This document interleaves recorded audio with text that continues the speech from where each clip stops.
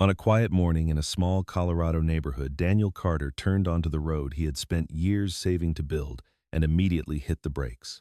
At the entrance stood two massive signs planted deep into the gravel: Community Access Road, HOA property. Daniel stared in disbelief. That road wasn't community property. It wasn't even close. Every inch of it had been built on land he legally owned, paid for with years of overtime and careful savings after his divorce. Yet cars from the neighborhood were already using it like a public shortcut. SUVs, golf carts, even kids on bikes rolling past as if the road had always belonged to the entire subdivision. When Daniel confronted the homeowners association, their president coolly insisted the road now served the community and therefore fell under HOA authority. But Daniel had something stronger than their claims: survey maps, county permits, and property records proving the truth. Instead of arguing, he made one call to the county sheriff's office. An hour later, a patrol vehicle pulled up. A small crowd gathered with phones out recording, and the deputy slowly walked the length of the road studying the boundary markers. Then he stopped in front of the HOA signs, turned toward the president, and what happened next left the entire neighborhood silent. Within minutes, the signs were coming down. On camera, Daniel Carter kept his hands on the steering wheel longer than necessary, staring through the windshield at the two large metal signs planted in the gravel at the entrance of the road. The fresh white lettering almost glowed against the early morning light: Community Access Road, Pine Ridge HOA property. For a moment, he honestly wondered if he had turned onto the wrong road. But that was impossible. He knew every curve of this strip of gravel, every rock he had personally watched being dumped and leveled. 3 months earlier, it had been nothing but a narrow dirt track through weeds and pine trees. Now it was a proper road, 20 feet wide, compacted gravel drainage ditches, and a gentle slope that led through the trees toward the 10 acres he had purchased 2 years ago. And yet, here it was claimed by someone else. A silver SUV rolled past him slowly, the driver giving him a curious look before continuing down the road toward the back of the property. Behind that came a golf cart with 2 teenagers, laughing loudly, using the road like it had always been part of the neighborhood. Daniel exhaled slowly, a quiet disbelief settling in his chest. He stepped out of his truck and walked toward the sign. The metal post had been driven deep into the ground. Whoever put it there had not done it casually. It was meant to stay. He ran his hand along the edge of the sign, then looked around. Across the tree line sat the tidy rows of houses that formed Pine Ridge Estates. Perfect lawns, identical mailboxes, white fences, and decorative lanterns. And somewhere in those houses lived the people who had apparently decided his road now belonged to them. Daniel wasn't the type of man who raised his voice or started fights. Most of his life had been spent solving problems quietly. As a structural engineer working on small commercial projects across Colorado, he had built a reputation for patience and precision. He liked plans, measurements, and facts. Facts didn't argue. Facts didn't lie. And the fact was simple: that road sat entirely on land that belonged to him. He had hired a licensed surveyor before laying the first inch of gravel. Bright orange boundary stakes still marked the edges of the property line. The county planning office had approved the access road permit after reviewing the survey and confirming it connected legally to the county road. Daniel had followed every step exactly because he knew one thing about living near an HOA: paperwork mattered. What he hadn't expected was the HOA trying to claim the road after it was already built. He pulled his phone from his pocket and took a few photos of the signs from different angles. Then he turned and drove slowly down the road, watching carefully. Halfway along, he noticed tire tracks veering off toward the neighborhood fence, where someone had clearly started using the road as a shortcut between 2 sections of Pine Ridge Estates. The realization made his jaw tighten slightly. This wasn't just a misunderstanding. The neighborhood had already begun treating the road like public property. When Daniel reached the clearing where his small cabin stood, he parked and sat quietly for a minute. The cabin itself wasn't large, just a 1-story wooden structure with a porch overlooking a stretch of pine forest, but to him it represented something important. After his divorce 5 years earlier, the quiet land had given him space to rebuild his life. Every board in the cabin had been placed by his own hands. Every dollar spent had been carefully saved. The road had been the final step that made the property fully usable, and now someone else was claiming it. He walked inside, poured a cup of coffee, and opened the drawer where he kept his documents. Within seconds, the survey map was spread across the table. The lines were clear. The road sat fully within Parcel 47B, Daniel Carter, sole owner. He took a photo of the map, then another of the county permit. After that, he picked up his keys again and headed back toward the entrance of the road. By the time he arrived, 2 more cars had used the road. One of them belonged to a woman Daniel recognized vaguely from the neighborhood meetings he had attended when buying the property. Karen Whitmore, president of the Pine Ridge HOA. She stood near the sign speaking with another resident when Daniel parked. As soon as he stepped out of the truck, Karen turned toward him with a polite but practiced smile. "Morning," she said calmly. "You must be Daniel." Daniel nodded. "I am. And I'm guessing you know something about these signs." Karen folded her arms lightly, glancing at the road behind him, where another car had just passed through. "Yes," she replied. "The HOA installed them yesterday evening." Daniel looked at the sign again, then back at her. "On my property." Karen's smile barely moved. "Near the community, Daniel. It benefits everyone." The calm tone in her voice almost made the statement sound reasonable, but Daniel felt the tension behind it. "The road is entirely on my land," he said evenly. "I had it surveyed before construction." Karen shrugged slightly. "We've reviewed the situation. Several residents pointed out that the road provides convenient access between the north and south sides of Pine Ridge. It only makes sense that it be treated as a shared route." Daniel blinked once, as if making sure he had heard correctly. "You're saying convenience gives the HOA ownership?" Karen tilted her head. "Ownership isn't the word I'd use. Think of it more as community infrastructure." A pickup truck drove past them slowly, the driver waving awkwardly as if unsure whose side he should acknowledge. Daniel watched it disappear down the gravel stretch toward the trees. For a moment he said nothing. When he spoke again, his voice remained quiet. "You installed those signs without asking me." Karen's smile faded slightly. "We believed it was the best solution for the neighborhood. It's still private property." Karen took a small step closer, lowering her voice just enough to sound authoritative rather than confrontational. "Daniel, Pine Ridge has standards. Roads near the neighborhood affect everyone who lives here. If residents are going to use it anyway, it's better to regulate it through the HOA." Daniel felt something tighten in his chest, not anger exactly, but a deep frustration at the casual assumption behind her words. "Residents are using it because you told them it belongs to them." Karen didn't answer immediately. Instead, she glanced again at the sign, as if the metal plate itself settled the argument. "The board voted," she said finally. "We believe it's reasonable." Daniel let out a slow breath. The wind rustled lightly through the pine trees around them, carrying the faint sound of another approaching car. "Karen," he said calmly, "that road cost me $32,000 to build." The number made the other resident nearby shift slightly. Karen remained composed. "Infrastructure always costs money," she replied. Daniel looked at her for several seconds, trying to decide whether she truly believed what she was saying or simply expected him to give up. Either way, he realized something important in that moment. This conversation wasn't going to solve the problem. Karen wasn't here to negotiate.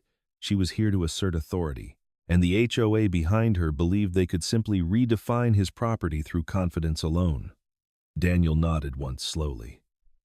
"All right," he said. Karen's expression brightened slightly as if she thought the discussion had ended in agreement, but Daniel continued, his voice still steady. "Then we'll settle it properly."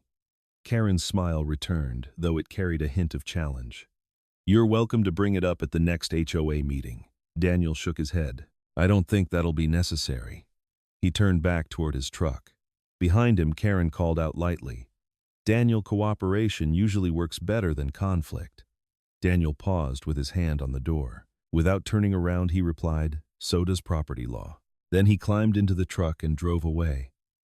As he reached the county road again, he glanced once more at the large sign standing confidently at the entrance of his land. Cars continued passing through as if the sign had already rewritten reality. Daniel pulled his phone from the dashboard mount and scrolled through his contacts until he found the number for the county office he had dealt with during construction.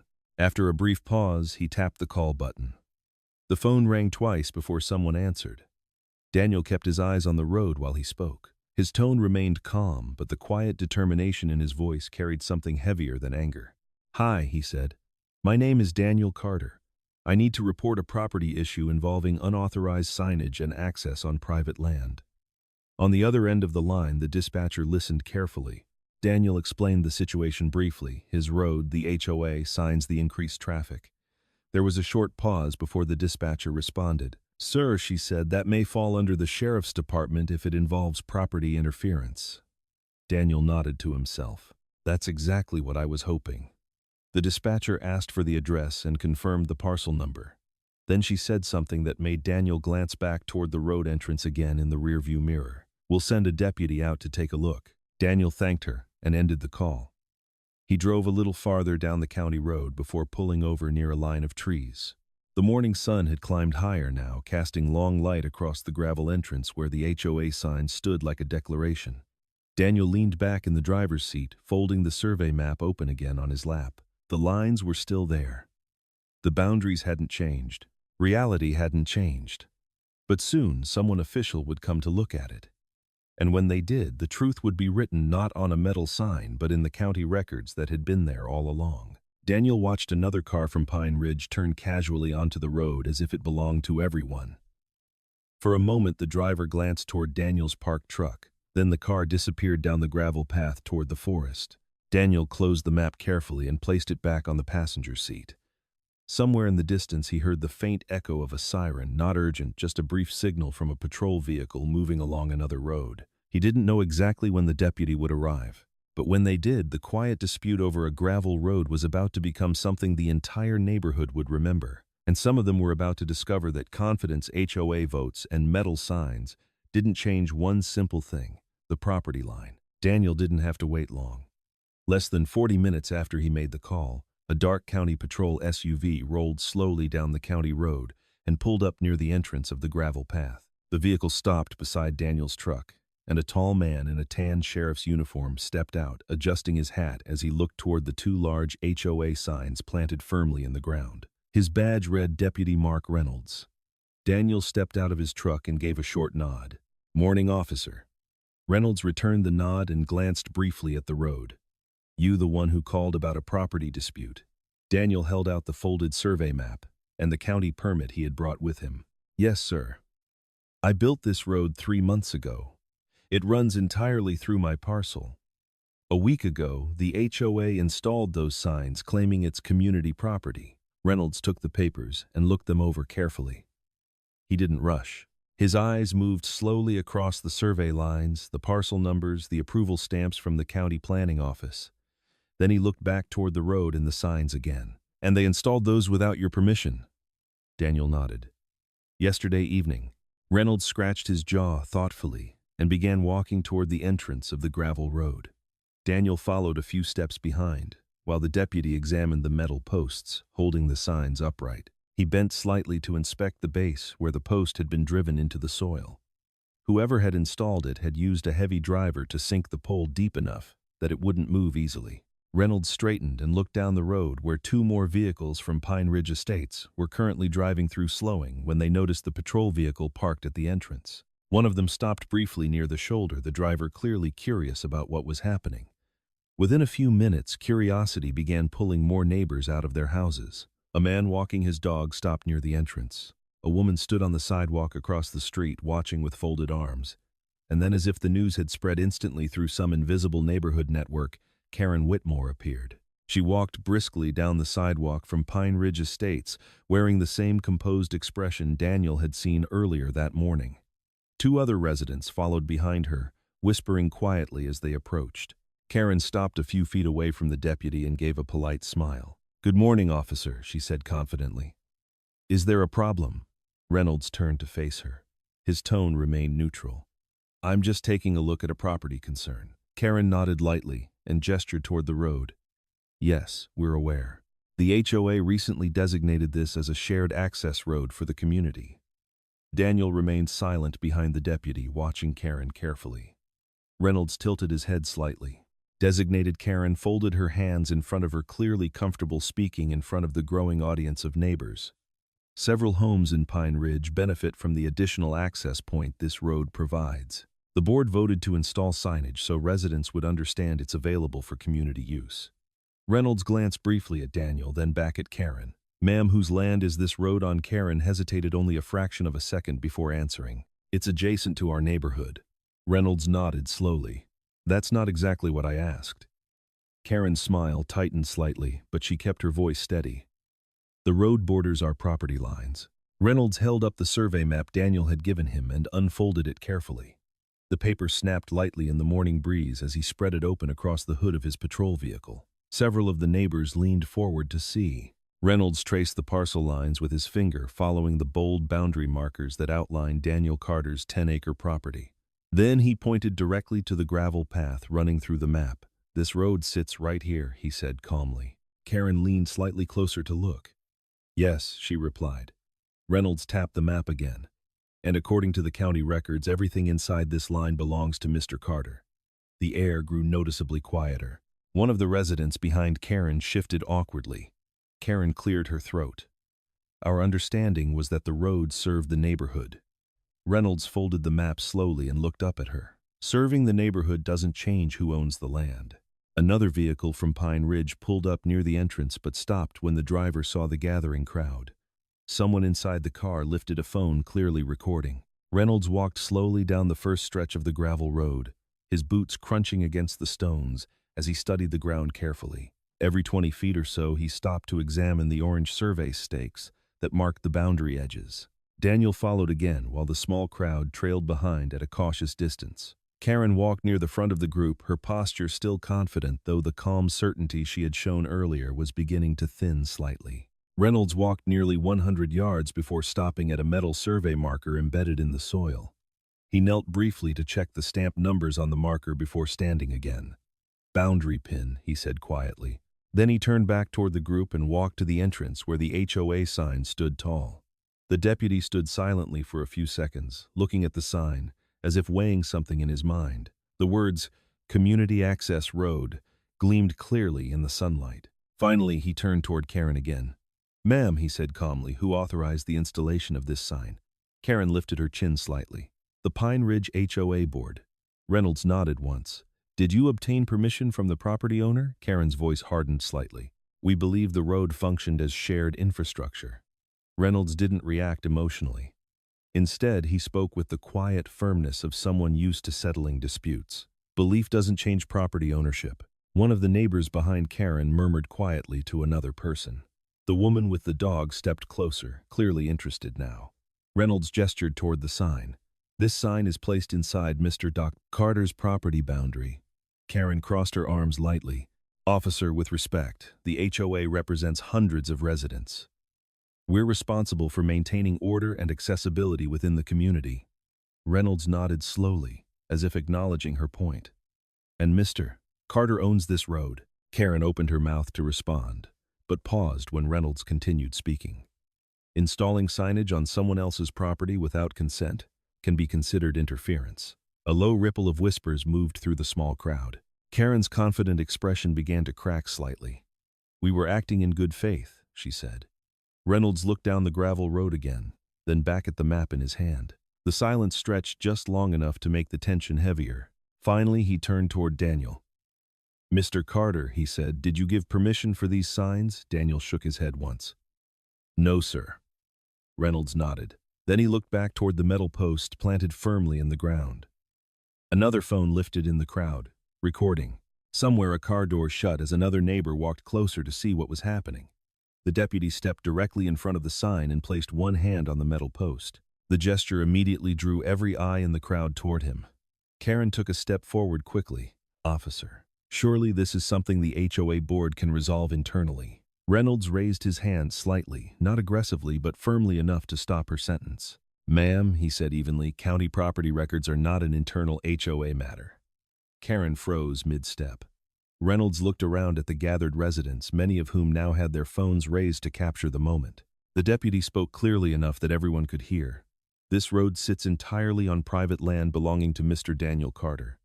The statement hung in the air like a sudden shift in gravity. Karen's lips pressed together.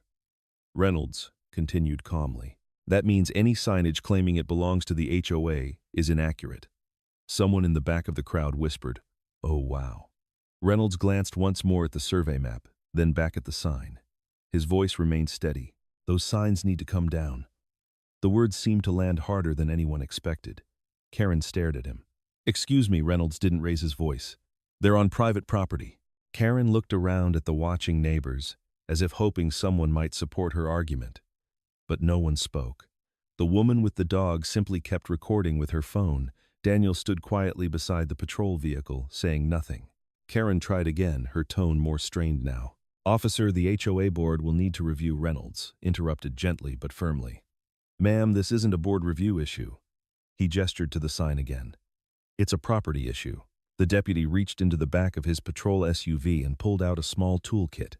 The metallic click of the toolbox opening sounded unusually loud in the quiet morning air. Several neighbors leaned forward. Karen looked stunned. "You're removing them right now," Reynolds gave a calm nod. "Yes." The deputy walked back to the sign, knelt briefly beside the base, and began loosening the bolts, securing the metal plate to the post. The sound of the wrench turning echoed softly across the gravel. Phones lifted higher. Someone whispered, "This is going online." Karen stood frozen, watching the process unfold in front of dozens of witnesses. Daniel remained silent, but inside he felt a strange mix of relief and disbelief. For 2 days, the neighborhood had treated his road as if it belonged to everyone. And now, in front of cameras and curious neighbors, the truth was being quietly restored, piece by piece. The final bolt loosened with a sharp metallic click. Reynolds lifted the sign off the post and set it carefully against the side of his patrol vehicle. Then he stood up, brushed the dust from his hands, and looked calmly at the remaining metal pole, still embedded in Daniel's property. The crowd waited, because everyone could feel it now. The situation wasn't finished yet, and whatever happened next would decide exactly how this quiet dispute over a gravel road would end. The crowd around the entrance of the gravel road had grown thicker, now forming a loose half-circle around Deputy Reynolds' Daniel and the metal post that still stood planted stubbornly in the ground. The removed HOA sign leaned against the patrol vehicle like a silent piece of evidence. Phones were raised everywhere. Some residents whispered to each other. Others watched in complete silence, sensing that the situation had already shifted far beyond a simple neighborhood disagreement. Karen Whitmore stood near the front of the group, her arms folded tightly across her chest. The confidence she had carried earlier that morning had faded into something sharper, controlled frustration mixed with disbelief. She glanced at the sign resting against the patrol SUV, then back at Reynolds. "Officer," she said carefully, her voice lower now but still firm, "removing HOA property without a board vote could create legal complications." Reynolds looked at her calmly. "Ma'am, the sign was installed on private property." Karen opened her mouth again, but before she could speak, a new voice cut in from the back of the crowd. "Karen, maybe we should just talk about this later." It was a middle-aged man named Richard Holloway, one of the longtime residents of Pine Ridge Estates. He stepped forward slowly, clearly uncomfortable with the attention the situation was attracting.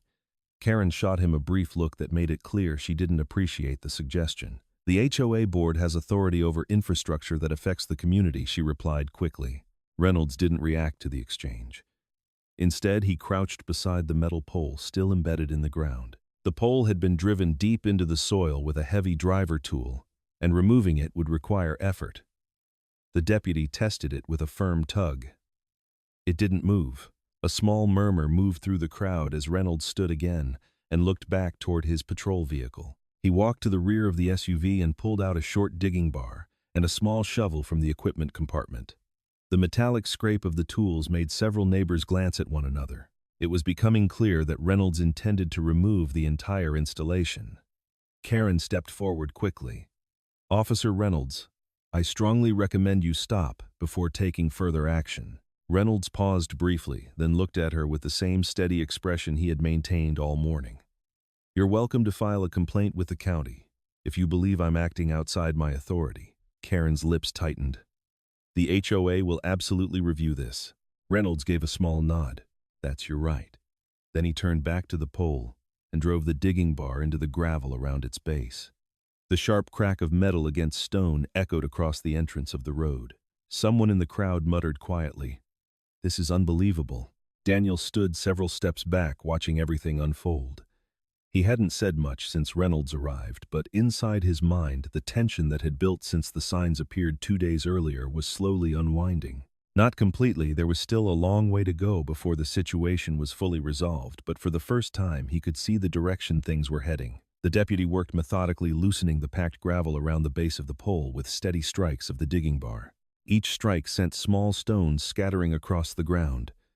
After several minutes, he set the bar aside and gripped the metal post again, twisting it slowly. This time, the pole shifted slightly. A small gasp came from someone in the crowd. Karen's eyes narrowed as she watched. The deputy pulled harder, rocking the pole back and forth until the packed gravel loosened enough for the base to break free. With one final pull, the entire metal post slid out of the ground. Reynolds lifted it and carried it over to the patrol vehicle, placing it beside the sign that had already been removed. For a moment, no one spoke. The space where the sign had stood now showed nothing but disturbed gravel and a shallow hole. The visual difference was striking. Just 20 minutes earlier, the sign had declared the road belonged to the HOA. Now there was nothing there at all. Reynolds wiped his hands on a cloth from his toolkit and turned back toward the group. "All right," he said calmly. "That resolves the signage issue." Karen took a step forward, clearly trying to regain control of the situation. "This isn't resolved," she said sharply. "The HOA has authority over shared access points in Pine Ridge Estates." Reynolds met her gaze evenly. "This road is not a shared access point." Karen gestured toward the neighborhood behind her. "Residents have already begun using it." Reynolds nodded once. "And that may need to stop." That statement sent another ripple of whispers through the crowd. Karen blinked. "Excuse me," Reynolds pointed calmly down the gravel road. "If this road is private property, the owner has the right to restrict access." Several residents shifted uneasily at those words. The golf carts and shortcut traffic that had been flowing through the road all morning suddenly felt less certain. Karen's voice rose slightly. "You can't expect the HOA to reroute the entire neighborhood because of one man's road." Reynolds shrugged lightly. "The county records say it's his road." Daniel felt several sets of eyes turn toward him. He hadn't intended to become the center of attention that morning, but now it was unavoidable. Karen turned toward him directly. "Daniel, this situation is getting out of hand," she said, her voice sharp but carefully controlled. "You could resolve this by simply allowing the community to share the road." Daniel looked at her quietly for a few seconds. Around them, phones were still recording. The crowd had grown large enough that cars driving along the county road were slowing down to watch. Finally, Daniel spoke, his voice calm but firm. "Karen, I spent years saving to buy that land." The crowd grew quieter. "Then I spent months building that road legally." Karen responded immediately. "And now the neighborhood could benefit from it." Daniel shook his head slightly. "Benefit doesn't equal ownership." Karen's expression hardened. "You're being unreasonable." Daniel didn't raise his voice. "No," he said quietly. "I'm protecting what belongs to me." The silence that followed was heavy. Reynolds watched the exchange without interrupting. Then he spoke again. "Ma'am," he said to Karen, "I recommend the HOA review the property boundaries carefully before taking further action." Karen stared at him. "Are you threatening legal consequences?" Reynolds shook his head. "I'm explaining reality." Another phone lifted in the crowd, capturing the moment. Karen looked around at the residents surrounding them. Some looked uncomfortable. Others looked quietly amused. One or two were whispering while glancing at the removed sign leaning against the patrol vehicle. Karen realized something in that moment that made her stomach tighten. The HOA's authority had always depended on perception, on the belief that the board controlled the rules of the neighborhood. But now that perception was cracking, and it was happening in front of dozens of witnesses with cameras. She turned back toward Reynolds, one last time. "The board will review this situation immediately," she said stiffly. Reynolds gave a polite nod. "That's a good idea." Karen spun around and began walking back toward Pine Ridge Estates without another word. Several residents followed her, whispering quietly as they left. Others stayed behind, curious about what would happen next. The woman with the dog approached Daniel slowly. "So, it's really your road?" she asked. Daniel nodded. "Yes." She glanced at the empty entrance where the sign had stood. "Wow," she said softly. Karen sounded pretty sure it wasn't. Daniel smiled faintly. She was confident. Reynolds closed the toolbox and placed it back in his patrol vehicle. Then he walked over to Daniel. "You handled that calmly," the deputy said quietly. Daniel shrugged slightly. "I figured the paperwork would speak louder than I could." Reynolds nodded. "Usually does." Daniel glanced down the gravel road leading toward his cabin. The entrance looked strangely different without the sign standing there. For the first time in days, the road looked the way it had when he finished building it, simple, quiet, and clearly his. But Reynolds wasn't quite finished yet.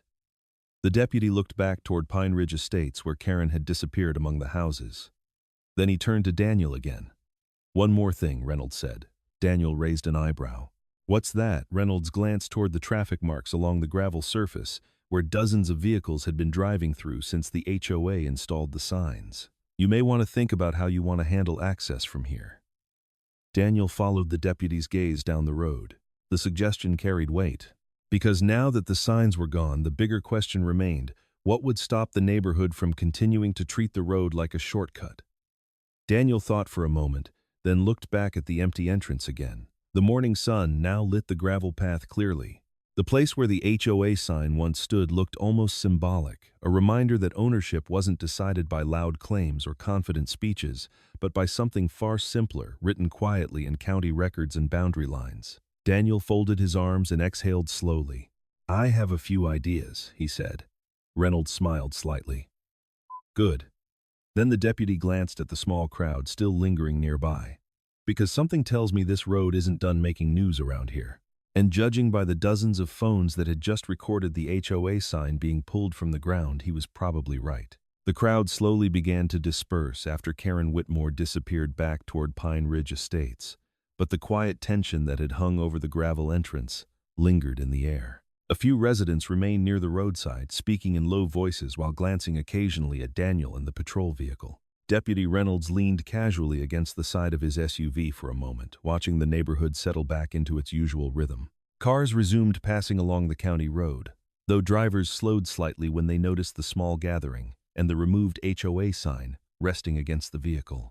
Daniel stood beside the entrance to his road, looking down the stretch of gravel that curved gently through the trees toward his cabin. The road looked peaceful again, almost exactly the way it had the evening he finished, spreading the last layer of gravel 3 months earlier.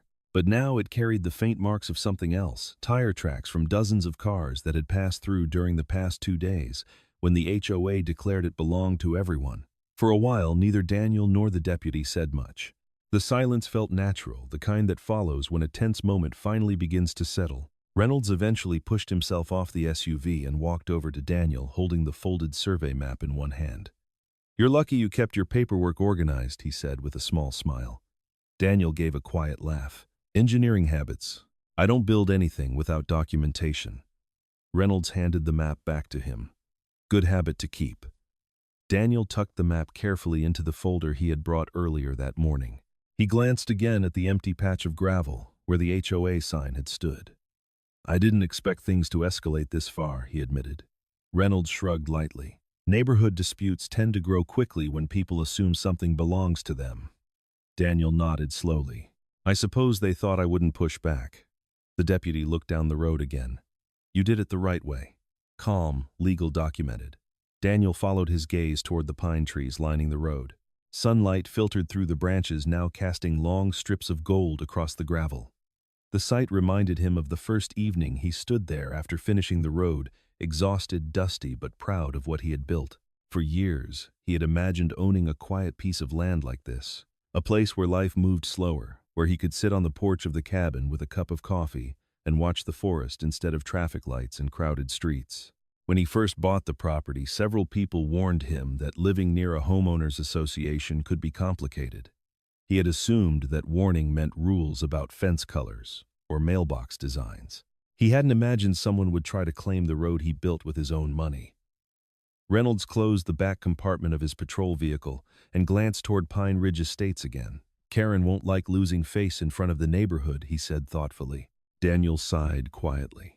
"I don't enjoy embarrassing people." Reynolds gave him a knowing look. "You didn't. The property line did." Daniel smiled faintly at that. A moment later, the deputy climbed into his patrol SUV but left the door open. "Before I go," he said, leaning slightly out of the driver's seat, "you might want to think about marking the entrance clearly." Daniel raised an eyebrow.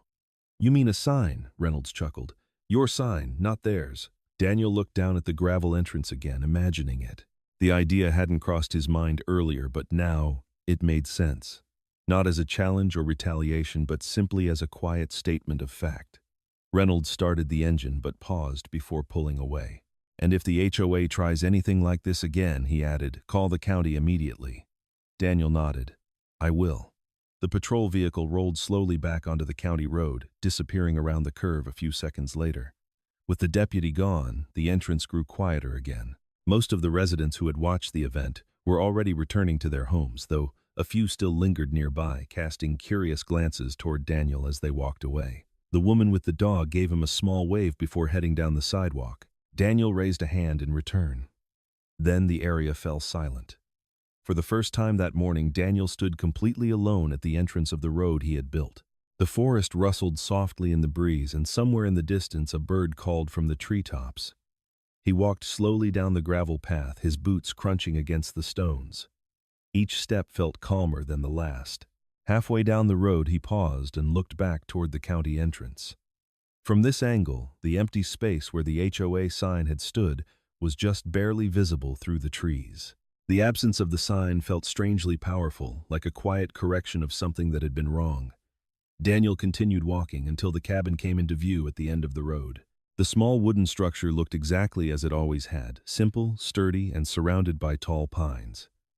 He stepped onto the porch and sat down in the old wooden chair that faced the road. From there, he could see the gravel path stretching all the way back toward the county road. For a long time, he simply sat there, letting the tension of the morning fade away. Eventually, he stood and walked inside the cabin, returning a few minutes later with a small wooden plank and a can of dark paint. The idea had already formed in his mind. He set the plank on the porch railing and carefully painted the words in bold, clear letters, "Private Road, Carter Property." The message wasn't aggressive. It didn't threaten anyone or insult the HOA. It simply stated the truth. Daniel let the paint dry while the afternoon sunlight slowly shifted across the clearing. Later, he carried the plank back down the road and mounted it on a wooden post near the entrance where the HOA sign had once stood. When he finished, he stepped back and looked at it. The sign wasn't flashy. It wasn't large, but it was honest. And sometimes honesty didn't need to be loud to be effective. Over the next few days, something interesting happened in Pine Ridge Estates. The video recorded by several residents the moment Deputy Reynolds removed the HOA sign from Daniel's property circulated quickly through neighborhood social media groups and local community pages. People discussed it at backyard barbecues, during morning walks, and in the comments section of the neighborhood forum. Some residents defended the HOA board, arguing they had only been trying to help the community. Others quietly admitted that claiming someone else's property had crossed a line. Karen Whitmore held an emergency HOA meeting 2 days later, but attendance was unusually tense. Several homeowners asked direct questions about how the board had decided the road belonged to them. Others demanded clearer boundaries between HOA authority and private property rights. For the first time since Daniel moved to the area, the HOA board sounded less certain when speaking. Meanwhile, Daniel continued his quiet routine at the cabin. The road returned to its original purpose, simple access to his land and nothing more. Traffic from Pine Ridge Estates stopped almost entirely once the new sign appeared and the video spread through the neighborhood. Occasionally, someone would slow their car at the entrance reading the sign before continuing along the county road instead of turning in. One evening about a week later, Daniel sat on the porch watching the sunset fade through the pine trees. The gravel road glowed softly in the last light of the day, stretching quietly between the forest shadows. A pickup truck approached from the county road and slowed near the entrance. Daniel leaned slightly forward in his chair, curious. But the truck did not turn in. Instead, the driver paused briefly, reading the sign, then continued down the main road. Daniel smiled faintly and leaned back again. The quiet returned almost immediately. In the end, the entire conflict had lasted less than 48 hours. 2 days of confusion, confrontation, and cameras. But the lesson it left behind would probably last much longer, because the truth about the road had never actually been in question. It had always been written clearly in the survey maps and county records long before the HOA decided to place their signs in the ground. Daniel took a slow sip from his coffee mug and looked down the road one more time. The gravel path he built with years of savings lay peaceful and undisturbed beneath the evening sky. And now, with the signs gone and the boundaries respected, it finally felt like what it had always been meant to be, his road leading home.